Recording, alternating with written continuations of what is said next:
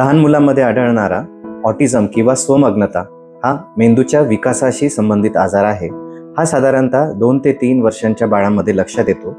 त्यांच्यामध्ये खालीलप्रमाणे लक्षणं आढळू शकतात. हाक मारल्यावर प्रतिसाद न देणे, नजरेला नजर देऊन न बोलणे, इतर मुलांसोबत मिक्स न होणे म्हणजे एकटे खेळणे, तसेच स्वतःच्या भावना व्यक्त करू न शकणे, बोलायला उशीर होणे, एकच वाक्य वारंवार बोलणे, सांकेतिक भाषा लक्षात न येणे, काही गोष्टी किंवा हालचाली सतत करत राहणे, विशिष्ट वस्तू किंवा खेळण्यांची एका क्रमाने मांडणी करणे, प्रकाश, जोरात आवाज किंवा विशिष्ट वासामुळे अस्वस्थ होणे. ऑटिझमचे कारण अद्याप स्पष्ट नाही, पण अनुवांशिकता हा एक भाग आहे. जर घरात कोणाला ऑटिझम असेल तर मुलाला ऑटिझम होण्याचे चान्सेस जास्त असतात. तसेच गर्भावस्थेदरम्यान काही संसर्ग झाला किंवा काही केमिकलचा इफेक्ट झाला तरी ऑटिझम होऊ शकतो.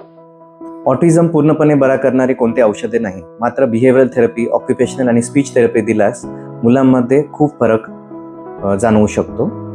याला निदान करण्यासाठी पण कोणती टेस्ट नाही, डेव्हलपमेंट पेडियाट्रिशियन करून व्यवस्थित असेसमेंट करून याचे निदान करता येते.